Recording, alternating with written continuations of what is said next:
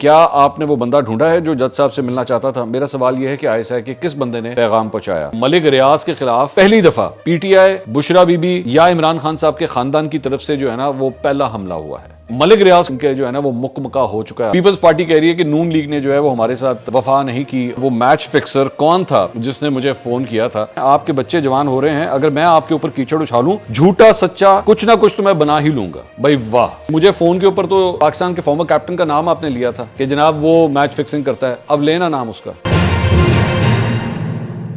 अस्सलाम वालेकुम नाज़रीन, मैं हूं मंसूर अली खान। अपने डिजिटल चैनल के ऊपर आपको खुशामदीद कहूँगा। पिछले 12 घंटे में जो खबरें सामने आई हैं उस पर तफसीर और तज्ज़िया आपके सामने पेश करेंगे।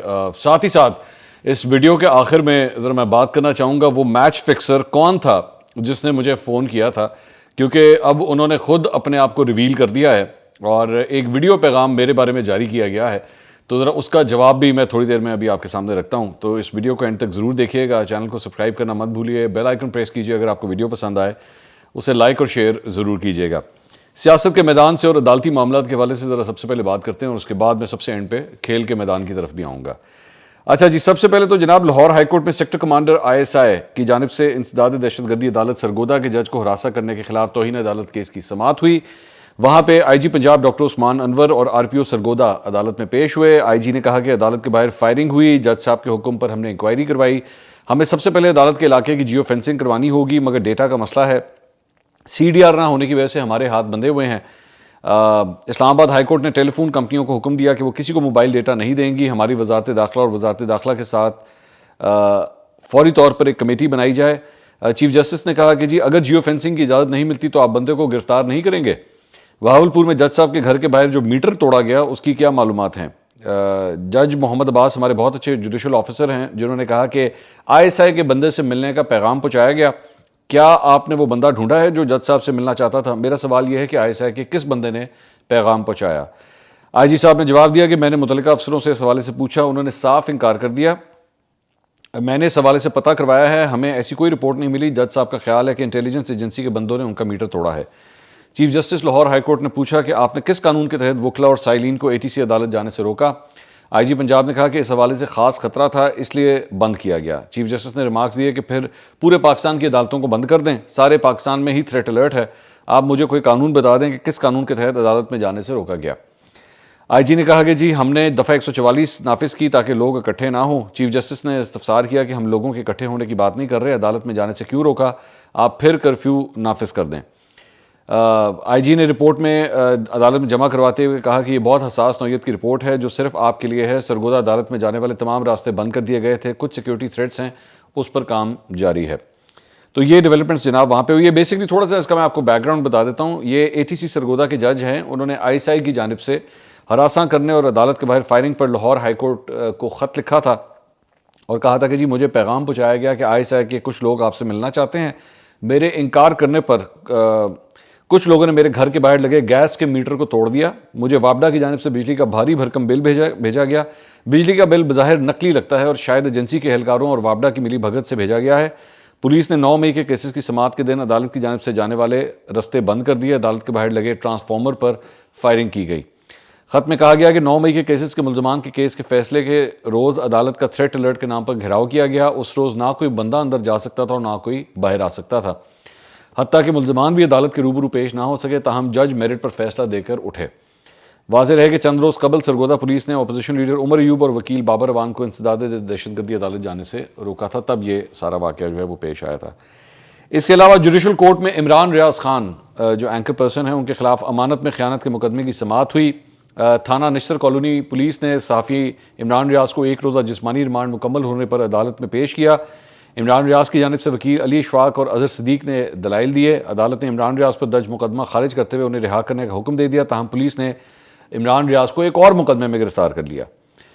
थाना सरवर रोड पर कार सरकार में मदाखलत का मुकदमा जो है वो दर्ज कर रखा है।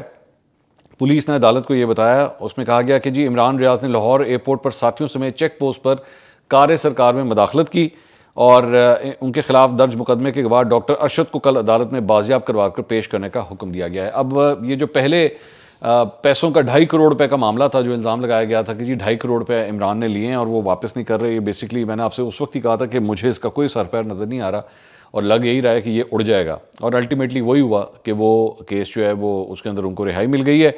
लेकिन अब फिर दूसरे केस के अंदर वो जो एक पुराना तरीकाकार एक चल रहा है पंजाब के अंदर, पूरे पाकिस्तान के अंदर, कि एक केस से रिहाई मिले तो दूसरे में पकड़ लो, दूसरे से मिले तो तीसरे में पकड़ लो, और मेजॉरिटी ये सब कुछ जो है ये पंजाब के अंदर हो रहा है। अफसोसनाक बात है, ये एक पूरा एक जैसे कहते हैं ना, there is a method in the madness, वो नज़र आ रहा है। सनम जावेद हों, डॉक्टर यास्मीन राशिद हों, इन सब लोगों, मियाँ महमूद रशीद हों, सबके साथ यही एक तरीकाकार हो रहा है। एक केस से रिहा होते हैं, दूसरा केस जो है ऑलरेडी माइक्रोवेव में रख के तैयार किया होता है कि लो जी इसके अंदर अब गिरफ्तार कर लेना है। वो दूसरे से रिहा होते हैं तो तीसरा तैयार किया होता है कि लो जी अब इसके अंदर गिरफ्तार कर लेना है। अच्छा जी, इसके अलावा इस्लामाबाद हाईकोर्ट के हुक्म पर पीटीआई का जो सेंट्रल सेक्रेटेरिएट था, जो उनका दफ्तर था, उसे डी सील कर दिया गया है। जस्टिस सरदार एजाज इसाक खान ने बैलफ मुकर्रर करके ऑफिस जो है वो डी सील करने का हुक्म दिया था, और वो हुक्म जो है वो पूरा हो गया है। उस ऑफिस को जो है वो डी सील कर दिया गया है। District and session court Islamabad ने आज़ादी मार्च से मुतल्लिक दर्ज मुकदमे में इमरान खान, शेख रशीद और शाह महमूद कुरैशी समेत दीगर को बरी कर दिया है। ये खुशखबरी एक आई है इमरान खान साहब के लिए। जुडिशल मजिस्ट्रेट मलिक मोहम्मद इमरान ने यह महफूज फैसला सुनाया।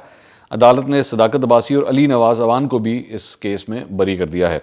9 मई को जलाओ, घिराव और तोड़फोड़ के केस में शेर खान अफरीदी और दीगर कारकुनान को भी बरी कर दिया गया है। तो पीटीआई के जो कुछ पुराने और कुछ मौजूदा बहुत से लोगों को जो है इस केस के अंदर रियायत मिली है।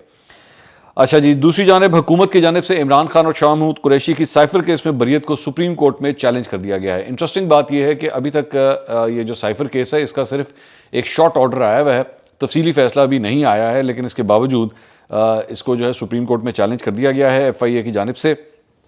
और इसमें इस दायरे अपील में जो है ये मौक़िफ़ इख्तियार किया गया है कि हाई कोर्ट को साइफर केस की अपील सुनने का इख्तियार ही नहीं है, और ये असूल तयशुदा है कि जब पार्लियामेंट कानून में कोई बात ना लिखे तो अदालती फैसले के ज़रिए इसमें इजाफा नहीं किया जा सकता।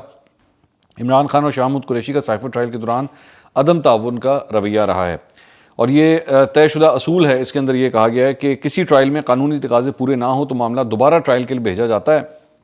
साइफर केस में दरख्वास्ता ने ठोस शवाहिद पेश किए। दरख्वास्ता ने साइफर केस में दस्तावेजी और फॉरेंसिक सबूत पेश किए जिन्हें ट्रायल में झुटलाया नहीं गया। इस्लामाबाद हाईकोर्ट ने साइफर केस में पेश किए गए ठोस शवाहिद को मद्देनजर नहीं रखा। अदालत से सदा की गई है कि इस्लामाबाद हाईकोर्ट के 3 जून के साइफर केस में बरियत के फैसले के खिलाफ अपीलें समाअत के लिए मुकर्रर की जाएँ। दूसरी जानिब जनाब chief justice Lahore high court Malik Shahzad Ahmad Khan ने इमरान खान, शाह महमूद कुरैशी समेत दीगर मुलजमान की 9 मई केसेस रावलपिंडी की अदालत से दूसरी अदालत में मुंतकिल करने के लिए हुकूमती दरख्वास्त के ऊपर समाअत की। चीफ जस्टिस ने रिमार्क्स दिए कि जजों पर दबाव डालने की कोशिश कर रहे हैं, ये अफसोसनाक है। मुल्क को मजाक बना दिया गया है। जो जज पसंद ना है उसके खिलाफ तकरीरें शुरू कर दें और नया ट्रेंड शुरू हो गया है। बताएं, क्या जज की मुखालिफ पार्टी से रिश्तेदारी है या उसने पैसे पकड़े हैं? जेल में कौन सा खतरा है? क्या जजेस आसमान पर बैठकर समाअत करें? ये कहाँ लिखा है कि जज के खिलाफ रेफरेंस आएगा तो वो काम बंद कर देगा? हुकूमत में बैठे हुए लोग मनपसंद जज के पास केसेस लगवाना चाहते हैं। हुकूमत को ना लाहौर हाई कोर्ट और ना इस्लामाबाद हाई कोर्ट के जजेस पर एतबार है। और उसके बाद लाहौर हाई कोर्ट ने हुकूमत पंजाब की इमरान खान और शाह महमूद कुरैशी के केसेस की दूसरी अदालत मुंतकली की दरख्वास्तें 2-2 लाख रुपए जुर्माने के साथ जो हैं वो खारिज कर दी गई। इसके अलावा जनाब इस्लामाबाद हाई कोर्ट के जस्टिस मियाँ गुल हसन औरंगजेब ने इद्दत में इमरान खान और बुशरा बीबी की वो जो केस है उसकी दरख्वास्तों पर समाअत की। सलमान अकरम राजा जो है वो अदालत में पेश हुए। उन्होंने कहा, मैंने अपने करियर में कभी भी नहीं देखा कि जज ने इस तरह अचानक केस ट्रांसफ़र किया हो। सेशन जज ने केस सुना था, अब एडिशनल सेशन जज को ट्रांसफ़र कर दिया गया। एडिशनल सेशन जज को क्यों केस ट्रांसफ़र किया गया है? उन्होंने कहा कि पहली हमारी इस्तदा है कि सेशन जज शाहरुख अर्जुमन को महफूज फैसला सुनाने की हिदायत की जाए, हाई कोर्ट या फिर खुद अपील सुनकर फैसला करे, और तीसरी सूरत यह है कि अपील सेशन जज वेस्ट को ट्रांसफ़र की जाए।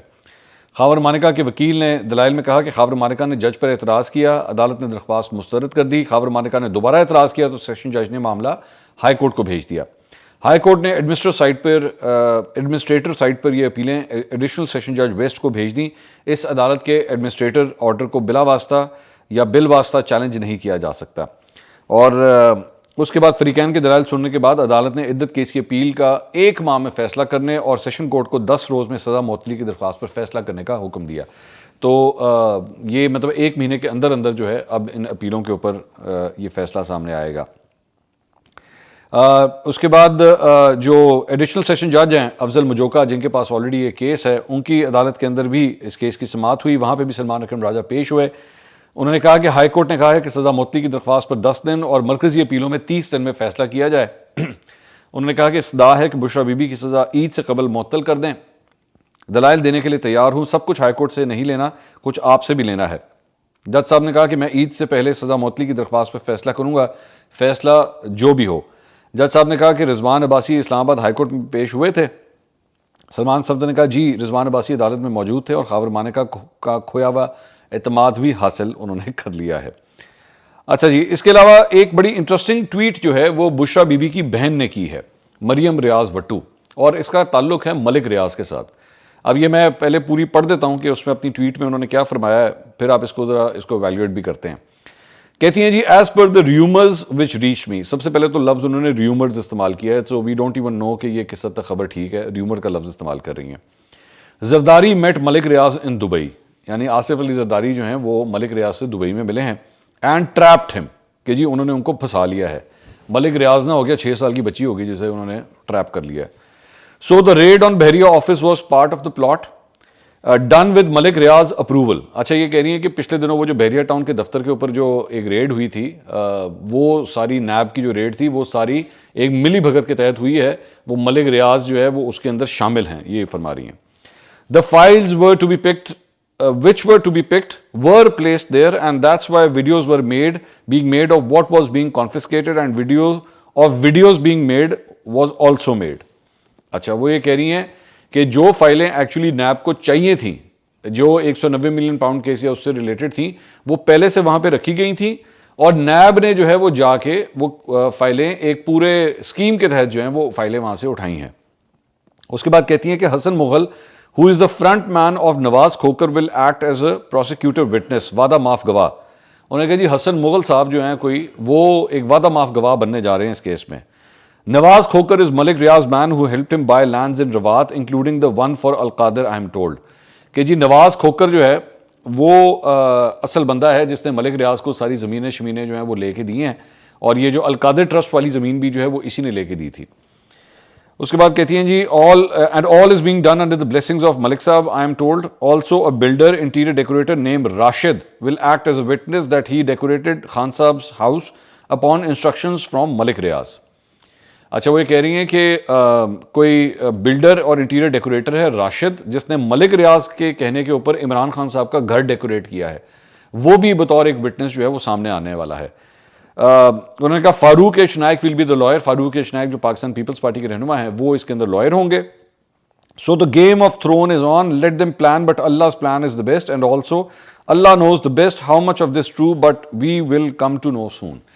सो उनका ये कहना है कि जी इन लोगों ने बैठ के ये प्लान बनाया हुआ है, आसिफ अली जरदारी साहब और मलिक रियाज साहब ने मिलकर, कि जनाब इस तरह जो है वो इमरान खान साहब के खिलाफ या इस केस में जो है वो वादा माफ गवाह जो है वो तैयार किए जाएंगे और इस तरह इमरान खान साहब के लिए मुश्किलात होंगे। मेरे लिए सिग्निफिकेंट पॉइंट क्या है इस सारी चीज़ के अंदर, ये जो भी इनकी बहन फरमा रही हैं, वो ये है कि इसका मतलब है कि मलिक रियाज के खिलाफ पहली दफ़ा PTI, बुशरा बीबी या इमरान खान साहब के ख़ानदान की तरफ से जो है ना वो पहला हमला हुआ है मलिक रियाज के खिलाफ। This is something significant. ये आज तक इससे पहले कभी नहीं हुआ कि मलिक रियाज के ऊपर ये इल्ज़ाम लगाया जा रहा है कि जनाब इनके जो है ना वो मुकमका हो चुका है आसिफ अली जरदारी के साथ, और ये जो कुछ भी हमें दिखाया गया, क्योंकि उस दिन मुझे याद है कि मलिक रियाज साहब ने ट्वीट्स वगैरह भी की थी कि जनाब मैं कुछ भी हो जाए मैं झुकूंगा नहीं, और मैं जो है वो हर सूरत जो है वो अपने मौक़िफ़ पर डटा रहूँगा। लेकिन अब उनके उस मौक़िफ़ के ऊपर जो है वो उंगलियाँ उठाई जा रही हैं बुशरा बीबी की बहन की जानिब से कि ये सारा कुछ जो है वो जिसे कहते हैं नूरा कुश्ती हो रही है, रल मिल के खेल रहे हैं। तो ये सारा कुछ जो है ये अब ये इस शक का इजहार जो है उन्होंने किया है। इसके अलावा जनाब शहबाज शरीफ साहब, वज़ीर आज़म शहबाज शरीफ मौलाना फजल रहमान को मनाने के लिए उनके घर पहुँच गए और वज़ीर आज़म की आमद का खैर मकदम किया गया। मौलाना फजल रहमान की खैरियत दरियाफ़्त की गई। उन्होंने मौलाना फजल रहमान को सियासी मसाइल के बाहमी ताउन के हल के लिए कमेटी तश्कील देने की तजवीज़ पेश की। मुलाकात में बजट 2024 के हवाले से भी शहबाज शरीफ ने हिमायत तलब की। मौलाना फजल रहमान ने वज़ीर आज़म को फौरी इलेक्शन नताइज बारे तहफ़्फ़ुज़ात से एक मरतबा फिर आगाह किया और वज़ीर आज़म ने मौलाना फजल रहमान की दीनी खदमात की तारीफ़ करते हुए कहा कि मौलाना फजल रहमान ने हमेशा जमहूरी इक़दार की हिफाजत के लिए पुरअमन जद्दोजहद को फ़रोग़ दिया है। अच्छा, ये पूरी जो खबर मैंने अभी आपके सामने पढ़ी है ना, ये मौलाना फजल रहमान की और शहबाज शरीफ साहब की, ये ऐसा कुछ भी नहीं हुआ होना मोस्ट प्रॉबली। ये अंदर क्या बात हो रही होती है, मुकमका किस तरह हो रहा होता है, डील किस बातों के ऊपर हो रही होती है, ज़ाहिरी बात है, वी ऑल नो कि इस वक्त की सिचुएशन ये है कि हुकूमत की जान फंसी हुई है इस बात के ऊपर कि मौलाना की और इमरान खान साहब की अगर आपस में डील हो गई तो हुकूमत के लिए जो है ना बड़े मुश्किल दिन स्टार्ट हो जाएंगे, ख़ास तौर पे ऐसे टाइम पे जब आप IMF के साथ मुज़ाकरात कर रहे हैं। बड़ा ही एक जो है वो IMF फ्रेंडली बजट आपने पेश किया है। मैं ज़हन में रखिएगा, मैं पीपल फ्रेंडली नहीं, IMF फ्रेंडली बजट मैं कह रहा हूँ जो आपने पेश किया है। उसके बाद जो फॉल बैक उसका आएगा और जो लोगों में ख़ास तौर पे जो सैलरी क्लास है वो तो बहुत तपी हुई है कि आपने उनके ऊपर टैक्सेस जो है मज़ीद बढ़ा दिए हैं। अब हर हुकूमत का जो है वो एक पुराना वतीरा रहा है कि जब आपको फैक्ट्स एंड फिगर्स समझ ना आ रहे हैं तो बड़ा आसान तरीका है, जो जिनसे ऑलरेडी टैक्स ले रहे हैं उन्हीं के टैक्स मज़ीद आप बढ़ा दें, आपकी जो रेवेन्यू है आपका वो इंक्रीज़ हो जाएगा। नए लोगों पे टैक्स लगाना, पुराने लोगों को टैक्स नेट के अंदर लेकर आना, कोई तरीकाकार आपके सामने नज़र नहीं आता। तो जो ऑलरेडी वो आपके पास गायें जो है वो घर में मौजूद है उससे मज़ीद दूध निकाल लें आप, जितना आप निकाल सकते हैं। बस यही तरीकाकार है हर गवर्नमेंट का जो होता है। इसके अलावा एक और बड़ी इंटरेस्टिंग डेवलपमेंट जो है वो मुस्लिम नून और पाकिस्तान पीपल्स पार्टी के दरमियान, इधर भी बड़ी एक इंटरेस्टिंग मुझे लगता है कि एक नूरा कुश्ती जो है वो चल रही है। उसमें यह है कि जनाब पीपल्स पार्टी कह रही है कि नून लीग ने जो है वो हमारे साथ वफा नहीं की और पंजाब के अंदर जो हमारे साथ कमिटमेंट्स थी वो पूरी नहीं की गई हैं। बल्कि बजट के अंदर भी हमने देखा कि उन्होंने एक अपना सिर्फ वफ्त जो है वो कौमी असम्बली के फ्लोर के ऊपर भेज दिया। पीपल्स पार्टी ने मतलब बिलावल भुट्टो भी जो हैं वो सपोर्ट करने के लिए फ्लोर के ऊपर मौजूद नहीं थे। तो सरसरी सा जिसे कहते हैं ना, बस एक अपना टोकन अपनी इन्वॉल्वमेंट जो है उन्होंने शो की है। पंजाब के अंदर भी कुछ ऐसी ही सूरत हाल देखने में आई। और इंटरेस्टिंग बात यह है कि अभी जब सहाफ़ियों के हवाले से वो जो डेफेमेशन का एक जो बिल था, सहाफ़ियों के हवाले से वैसे डेफेमेशन का बिल था, उसके अंदर भी हमने यही देखा था कि गवर्नर साहब निकल गए और वो जो डेफेमेशन का बिल था वो उसको वापस नहीं किया। और जब कायम मकाम गवर्नर आए अली मोहम्मद खान, मलिक अहमद खान, तो because he was the speaker, उन्होंने 1 मिनट लगाया और उस बिल को उन्होंने अप्रूव कर दिया। तो लग इस तरह रहा है कि जैसे आपस में यहाँ पे भी रल मिल के जो है वो गेम खेली जा रही है। अच्छा जी, अब आ जाएं ज़रा थोड़ा सा क्रिकेट के मैदान की तरफ चलते हैं। तो वो सबसे पहले तो जनाब वो जो मैंने एक वीडियो की थी मैच फिक्सर का फ़ोन, वो कौन थे वो मैं अब नाम बता देता हूँ। वो थे जनाब मोहम्मद आसिफ साहब, जो माजी के अंदर ऑलरेडी स्पॉट फिक्सिंग केस में जिनको सज़ा भी हुई। ये बेसिकली उन्होंने मुझसे रब्ता किया था। लास्ट टाइम मैंने नाम सिर्फ इसलिए नहीं लिया था क्योंकि मैं फिर भी कोई इज्जत रख रखाव में रखना चाह रहा था, मैं नहीं चाह रहा था कि मैं बिला वजह उनका नाम लूँ। लेकिन उन्होंने खुद चूंकि अब मेरे खिलाफ एक पूरा एक वीडियो पैगाम जारी किया है, तो और उन्होंने कहा जी आप ले देते नाम, उसमें क्या बुरी बात है। तो ठीक है, अगर आपकी परमिशन है तो फिर अब ले देते हैं नाम, कोई ऐसी बात नहीं, आपका नाम ले देते हैं। उन्होंने कहा कि जी अब जो चीज़ें उन्होंने लिखी हैं, जो उन्होंने बोली हैं, मैं ज़रा उसका एक एक करके मैं जवाब देना चाहूँगा।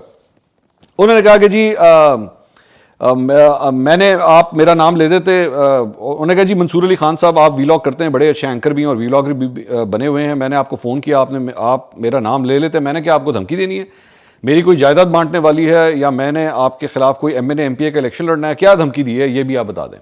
मैंने उस वक्त अर्ज़ किया था कि मुझे समझ नहीं आई कि आपने धमकी दी है या क्या कहा कि जी अब आएगा फिर जवाब, मैंने सिर्फ इतनी बात की थी। खैर, उन्होंने कहा दूसरा मैंने आपसे ये पूछना था कि एजाज भाई ने कोई मिस्टेक की है तो वो तो बाद में सुना है कि बातचीत की है, ऐसा उनको नहीं करना चाहिए था क्योंकि वो कोच भी रह चुके हैं अंडर 19 टीम के। दूसरा, आप कौन होते हैं दूसरे चौथे दिन किसी की कैरेक्टर असैसिनेशन करने के लिए? क्या कैरेक्टर असैसिनेशन की है आसिफ साहब आपकी? आपके ऊपर कोई गलत इल्ज़ाम लगाया गया है, आपको सिर्फ यही कहा गया है कि आपने माजी के अंदर मैच फिक्सिंग की है और इस बात की आपको कोर्ट ऑफ लॉ से सज़ा हुई भी है। आप चाहे जो मर्जी उसको धो दें, आप जो मर्जी कह लें, वो नहीं धुल सकता। वो आपका एक माजी है और वो ही बताया है, और तो कुछ नहीं कहा आपके ऊपर, और किसी चीज़ का इल्ज़ाम नहीं लगाया, ना कत्ल करने का, ना जुआ खेलने का। जुआ पता नहीं इसमें आता है कि नहीं वो, और तो इसके अलावा तो कोई इल्ज़ाम नहीं आपके ऊपर लगाया ना। जो आपने किया है, जिसकी आपको सज़ा हुई, इल्ज़ाम तो सिर्फ वही लगाया आपके ऊपर, इल्ज़ाम भी नहीं लगाया, फैक्ट शेयर किया आपके साथ। एक बात। दूसरी बात, उन्होंने कहा कि तो भाई आपसे मैंने ये पूछने के लिए सवाल किया था कि वीलॉग वहाँ से स्टार्ट करके आप मेरे पैसों पे ख़त्म कर रहे हैं, जो कि मेरी आपसे फ़ोन पर बात हुई तो आपने मेरी मर्सिडीज़ का जिक्र कर दिया। आपने देखा होगा उस वक्त आप, मेरा ख्याल है नए नए ही आए थे, वक्त आए थे, आपने फ़ोन भी कराया था मैनेजर साहब से, ठीक है, जो PIA में होते थे। आपने फ़ोन करवाया कि मुझे आसिफ के 5 मिनट दिलवा दें। अच्छा, चले, मैं ये अच्छा किया आपने इसका भी जिक्र कर दिया। एक तो हमारे यहाँ पे ना एक बड़ा मुझे समझ नहीं आती है ना, अगर आप लोगों को किसी ने कुछ सिखाया हो, आप पाकिस्तान क्रिकेट टीम में थे, मैं स्पोर्ट्स जर्नलिज्म करता था, आपका इंटरव्यू करने के लिए मैंने पाकिस्तान टीम के मैनेजर से बात करनी थी कि मैंने जाके इंग्लैंड के मैनेजर से बात करनी थी? आपको पता है तरीकाकार यही है। तो जिन साहब की आप बात कर रहे हैं कि मैंने उनसे कहा आसिफ के 5 मिनट, आसिफ के 5 मिनट मैंने किस लिए लेने थे? मैंने उससे पैसे लेने थे, आपका इंटरव्यू करना था ना, एक जर्नलिस्ट हूं मैं, तो मैंने आपका इंटरव्यू करना था, इसमें कौन सी हैरानगी की बात है? और ये मैंने बहुत दफा लोगों का देखा है, और ये तो मेरा इंटरव्यू करना चाहता था। तो भाई मैं जर्नलिस्ट हूं, मैं आज भी आपका इंटरव्यू करने के लिए तैयार हूं आसिफ साहब, मैं आज भी, मुझे अब तो आपने फरमाया ना कि काफ़ी साल हो चुके हैं वो स्पॉट फिक्सिंग के बाद, आप ज़रा आइए, ज़रा तशरीफ़ लाइए, मेरे साथ बैठिए ज़रा इंटरव्यू के अंदर, आमने सामने बैठते हैं, और उसके बाद ज़रा मेरे कुछ चंद सवालों के आप जवाब देना शुरू कीजिए, ठीक है? और मैं अभी आगे चल के आपको बताता हूं। अभी आपने उसके बाद आगे चल के कहा कि ठीक है आपने मेहनत की, आप अच्छे एंकर बन गए, बहुत शुक्रिया आपका, थैंक यू सो मच कि आपने मेरे अच्छे एंकर होने के लिए भी आपने ये बात मान ली, अच्छे सहाफ़ी बन गए। आप खुद अपने वीलॉग में बोलते हैं कि मैं स्पोर्ट्स जर्नलिस्ट नहीं हूं, मैं नहीं हूं, ये फैक्ट है, मैं था, अब नहीं हूं। तो अगर आप स्पोर्ट्स जर्नलिस्ट नहीं हो तो आपका इस चीज़ से क्या लेना देना? चलो, आपका इस चीज़ से, यानी कि स्पॉट फिक्सिंग पे बात करना या क्रिकेट पे बात करना, मेरा कोई लेना देना नहीं होना चाहिए। फिर आप मुझे क्यों घसीट रहे हो इस चीज़ में? तो मेरे भाई 25 करोड़ लोग हैं जो क्रिकेट देखते हैं, तो आप इन 25 करोड़ लोगों को भी कहते हैं कि जनाब जो जेड़ा स्पोर्ट्स जर्नलिस्ट है ना, सिर्फ वो क्रिकेट पे बात करे, बाकी तुम सारे मुंह तो टेप ला लो, कोई बात ना करे क्रिकेट के ऊपर। भाई मतलब ये कौन सा कॉन्सेप्ट है? इंसान क्या अपने ख्यालात का इजहार नहीं कर सकता? या उसके लिए भी पहले मोहम्मद आसिफ साहब को फ़ोन करके इजाज़त ली जाएगी, आसिफ साहब ताड़ी इजाज़त हो तो कमेंट कर लीजिए। अच्छा नहीं ना, आपको अच्छा नहीं लगा, नहीं करते जनाब, बंद कर दो। उसके बाद उन्होंने कहा कि अगर एजाज भाई ने कोई गलत बात की है तो आप उस पर वीलॉग करो, प्रोग्राम करो। अब इस बात को 14 साल हो गए हैं, आप नई जनरेशन, मेरे अपने बच्चे जवान हो रहे हैं, आपके बच्चे जवान हो रहे हैं, अगर मैं आपके ऊपर कीचड़ उछालूं, झूठा सच्चा कुछ ना कुछ तो मैं बना ही लूंगा। भाई वाह आसिफ साहब, बहुत जबरदस्त, मतलब कमाल किया आपने ये बात कह के कि कीचड़ आपके ऊपर, मेरे पे आप कीचड़ उछालें, सच्चा झूठा कुछ ना कुछ मैं बना ही लूंगा। वही हजूर, ये जो आपने जुमला कहा है ना, मेरा ख्याल में ये this is the pearl on the head. क्या खूबसूरत बात की कि आप मेरे पे कोई भी इल्ज़ाम लगा लें, सच्चा या झूठा, क्योंकि अब आपको जाहिर बात है आपने कोई ना किसी बात का जवाब देना है। तो उन्होंने कहा तो ये बात अच्छी नहीं है। मेरे भाई, ये आपने कहा कि जी 14 साल हो चुके हैं इस वाक़े को, और नई जनरेशन को जो है हम क्या पैगाम दे रहे हैं। मेरी बात ज़रा आज ना गौर से सुन लीजिएगा आसिफ साहब, नई जनरेशन को हमने ये पैगाम देना है कि बड़े होके बच्चों कभी भी मोहम्मद आसिफ मत बनना, ठीक है? ये पैगाम हर सूरत देना है उनको। ये आने वाली जनरेशन जितनी भी है ना, आपकी तस्वीरें दिखा दिखा के आज जो भी क्लब क्रिकेटर क्रिकेट खेल रहा है ना पाकिस्तान के अंदर, आपकी तस्वीर दिखा के उसको बताना चाहिए बेटा कुछ भी हो जाए ये मत बनी कभी, बेटा कुछ भी हो जाए, तुझे कितनी ही इज्जत क्यों ना मिलती हो, तेरा बॉल कितना ही स्विंग क्यों ना करता हो, इतना स्विंग भी बेशक करता हो, लेकिन बेटा कभी मुल्क को ना बेची, कभी पाउंड ना लें कभी किसी बुकिए से, ये जरूर बताना है उसे, ठीक है? दूसरी बात ये, आपने अब जरा वो कुछ चीजें इसके अंदर आपने नहीं बोली हुई, मैं वो आपके साथ जो है वो मैं डिस्कस कर लेता हूं। आपने कहा कि मुझे फोन के ऊपर आपने कहा कि जी मेरा नाम जो है वो संगाकारा लेता है। जी बिल्कुल आपका नाम संगाकारा लेता है, लेकिन ये जितने टेस्ट प्लेइंग नेशंस हैं ना, उनकी पुलिस भी ये नाम लेती है कि बेटा ये जो मैच फिक्सर्स है ना, इनसे बच के रहना, ये भी नाम लेते हैं। और आपने उसके बाद दूसरी बात ये कि मुझे फोन के ऊपर तो पाकिस्तान के फॉर्मर कैप्टन का नाम आपने लिया था कि जनाब वो मैच फिक्सिंग करता है, अब लेना नाम उसका, ज़रा इतना आपके अंदर तप्पड़ है, उसका नाम लें, आप जिसका नाम ले रहे थे, कहें कि जनाब वो मैच फिक्सिंग करता है। क्योंकि मैं इसकी वजह आपको बताता हूं मैं क्यों ये कह रहा हूं। आप फरमा रहे हैं ना कि मैं साइड पे होके जो है मैं कोचिंग कर रहा हूं, सारा कुछ कर रहा हूं, आप 100 दफ़ा करें, लेकिन ये ज़हन में रखिएगा जिस मुल्क में आप ये कोचिंग कर रहे हैं ना, वहां पर डिफेमेशन का केस ठुका ना अगर आपके ऊपर, तो आपको लग पता जाएगा, क्योंकि वो पाकिस्तान नहीं है, ठीक है? वहां पे आपको लग पता जाएगा, और उसके बाद आपको उसकी जो फाइनेंशियल कॉस्ट बेयर करनी पड़ी, अगर केस आप हार गए तो बहुत बड़ा नुकसान होगा। इसलिए आप उस कप्तान का नाम नहीं लेंगे जो मेरे साथ आपने लिया था, ठीक है? दूसरी बात, उसके बाद आपने कहा कि जी आपने जो है वो पूरा प्रोग्राम, उन्होंने कहा कि जिसके ऊपर प्रोग्राम करना चाहिए था उसका आपने 2 दफा से ज्यादा नाम नहीं लिया, और आधे से ज्यादा प्रोग्राम आपने मेरे ऊपर किया। इसलिए मैंने आपको फोन किया था कि भाईजान आप ये क्या कर रहे हैं, अब क्या फांसी पर लगा दोगे अगर मिस्टेक कर ही ली है? मिस्टेक कर ली आपने, क्या 120 के ऊपर जाना था 125 पे पकड़े गए हैं आप? क्या मिस्टेक की है आपने? गाड़ी टर्न करते हुए इंडिकेटर नहीं दिया था आपने? क्या मिस्टेक की है आपने? 1000 रुपये टैक्स जमा कराना था तो 800 रुपये जमा कराया। छोड़े, वो जड़ी मिस्टेक की है ना, वो मुल्क बेचना कहते हैं उसे। वो जो वर्दी पहनी हुई थी ना, वो पाकिस्तान की वर्दी थी जिसको जाके बेच के आए हैं पाउंडों के एवज। दूसरी बात, आपने कहा कि जी 14 साल हो गए हैं आपने ये वाकया हुए हुए और आपने स्पोर्ट्स जर्नलिज्म छोड़ दी है। अब मैं आपको खुल के बताता हूं स्पोर्ट्स जर्नलिज्म छोड़ने की वन ऑफ द रीजंस क्या थी। आपका ये स्पॉट फिक्सिंग का केस, इसको मैंने जितना एक्सटेंसिवली कवर किया था ना, जाके जो बड़े बड़े उस वक्त के और आज के भी जर्नलिस्ट हैं, वहीद खान साहब, जाके उनसे मिलिएगा, मिर्जा इकबाल बेग, अब्दुल माजिद भट्टी, इन सबके नाम ले रहा हूं मैं, जाके उनसे पूछिएगा कि उस वक्त स्पॉट फिक्सिंग केस के ऊपर मंसूर अली खान ने कितना काम किया था। जाके देखिएगा, शायद आज भी आर्काइव्स के अंदर, जियो के आर्काइव्स में पड़ी होगी। मैंने वहां पे खबर ब्रेक की थी कि वो मजहर मजीद जिससे आपने पैसे पकड़े थे ना, उसने क्या कहा था कि कौन से 7 पाकिस्तानी क्रिकेटर्स मेरे साथ राब्ते में हैं। ये स्टोरी आपको याद है? जाके पता करवाइएगा इसके बारे में। ये इस साइड पे मत आइएगा कि जनाब छोटी सी मिस्टेक। ये छोटी मिस्टेक नहीं थी, ये बहुत बड़ी मिस्टेक थी। और मेरी राय है, मैं I am entitled to my opinion, जितना मैच फिक्सर है, वो आप हो या कोई भी हो, इनको क्रिकेट से कोसों दूर रखना चाहिए। अब इनको ग्राउंडों से कोसों दूर रखना चाहिए। रमीज राजा भी यही कहते हैं, रमीज राजा की राय भी यही है इस सिलसिले में, मेरी भी राय यही है कि once you have done this dirty work, now stay away from the field. आप करें, आप अपनी रोजी रोटी कमाएं, मैं आपकी रोजी रोटी के ऊपर बिल्कुल भी हाथ मारने वाला कोई नहीं होता। आप 100 दफा करें।